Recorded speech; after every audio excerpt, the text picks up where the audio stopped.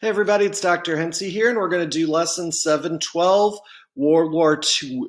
My R's are hard this morning. World War II Mobilization, Part 2, which also means victory. Yay! Okay, so we know that the goal is to describe the war effort, and I mentioned to you before that the U.S. had full employment, and it really did during World War II. So keep in mind, most able-bodied men over the age of 18 and I think up until 40 were being drafted in the war effort. 900,000 before we even got in the war, and that number only got larger. So the United States needed to maintain a workforce and needed to keep those factories open during World War II. So the demand for labor was exceptionally high, but the supply was very low. I think at its peak, there were 10 million men drafted for the war. So the U.S. government began a campaign to recruit women into the industrial workforce.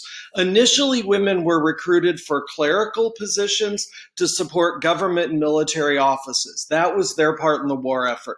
Volunteer to be a secretary or a file clerk at your local War Department office. However, as the demand for industrial workers increased, the federal government announced the creation of the Rosie the Riveter campaign. And this was designed to allay the concerns of both business owners and women themselves that they could do this industrial work. And you're probably familiar with the iconic image of Rosie the Riveter. This was designed to instill confidence, primarily in middle-class women, that they could leave this private sphere of the home, go into the workplace, and do these industrial jobs. And they did them quite successfully. Women were trained as welders, and they built submarines and airplanes and aircraft carriers. And they really found a place. White women and black women alike found a place in the industrial workforce. Now, after the war, women were expected to give up their employment and return back to the cult of domesticity, return back to the private sphere, so that the returning soldiers and the men could find jobs in the public sphere. That was the expectation. However, the opportunities given to women during World War II planted the seed for what's called second wave feminism that occurred in the 1960s. The first wave of feminism was getting the right to vote in the late 1800s through the 1920s. Second wave of feminism is about getting equal rights for women and women demanding more outside of the home and more rights outside of the home. And we're going to see that in the 60s. A lot of women immediately follow the war, enter motherhood, they have kids with the returning soldiers, and by the late 50s, 60s, those children are old enough and those women want more. We'll talk more about second wave feminism in the future. African Americans were also part of the mobilization effort in World War II. If you remember, the Great Migration began during World War I to bring black sharecroppers from the South into northern segregated cities to help with the war effort.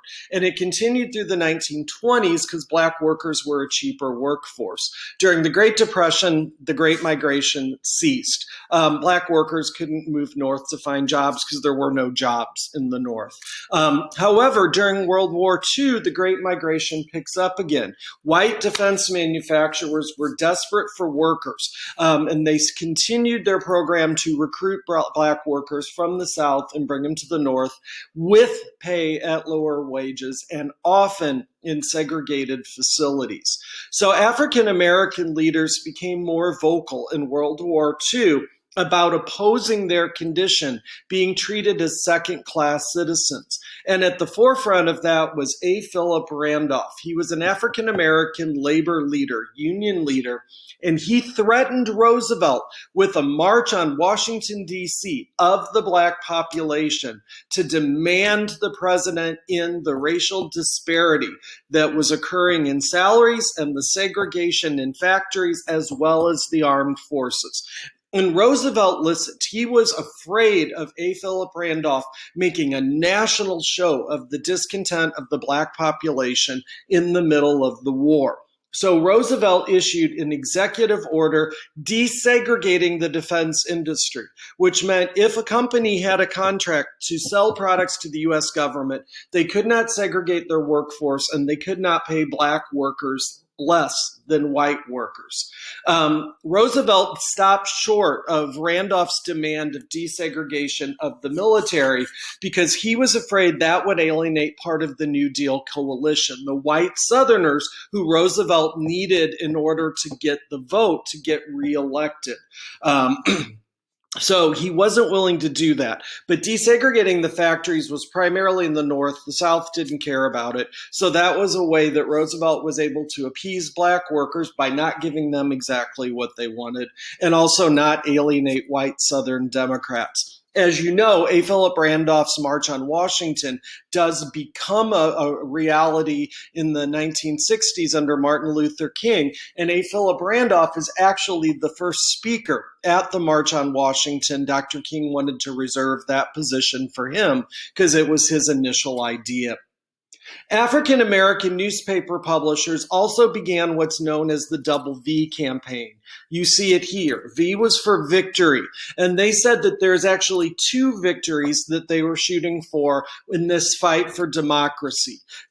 Victory abroad, to stop the Axis powers and bring freedom to the countries that they had conquered, but also victory at home to ensure that black people get a legitimate voice in American democracy, and practices that were occurring in the South and to some degree in the North, keeping black voters from being able to vote.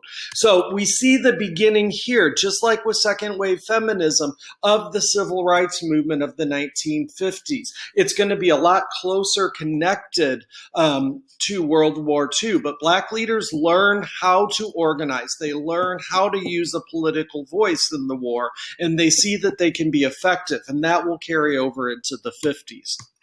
Now, the last group we need to talk about are the Japanese Americans. And Japanese Americans are called Nisei. That means that they are children of Japanese immigrants to the U.S. Nisei means you are a first generation, born in the U.S., American citizen, Japanese person. Let me clarify that. American citizen born in the U.S., your parents were Japanese immigrants. And we found Nisei all over the west coast of the United States. And when the war broke out, the military had concerns that Japanese Americans would help the Japanese government in the war. They were especially concerned around San Francisco, which had a large Nisei population and a large military contingent there as well. Same is true as San Diego. So they said that they're going to become spies and saboteurs, despite the fact that most of these Nisei had never been to Japan. A lot of them didn't even speak Japanese. So the military leaders convinced Roosevelt to issue Executive Order number 9066. It's a big enough one that you should know that number. And what Executive Order 9066 did was it established restricted zones across the west coast of the United States that Japanese American Nisei were not allowed to live in. And those zones included like cities like San Francisco. You cannot live in this city if you are Japanese American. So anyone who was Nisei that lived in these zones had to immediately sell their homes and businesses and then relocate to what they called internment camps in the center of the country. And often you were given like 24 hours notice that you had to sell all your property. Of course, white predatory buyers would pay you pennies on the dollar for what those properties were worth, leaving Nisei, Japanese Americans, with very little money for the sale of the property in their homes and businesses they had worked so hard for. The U.S. military was then ordered in to remove the Japanese Americans and run the internment camps in the usually along the Great Plains states.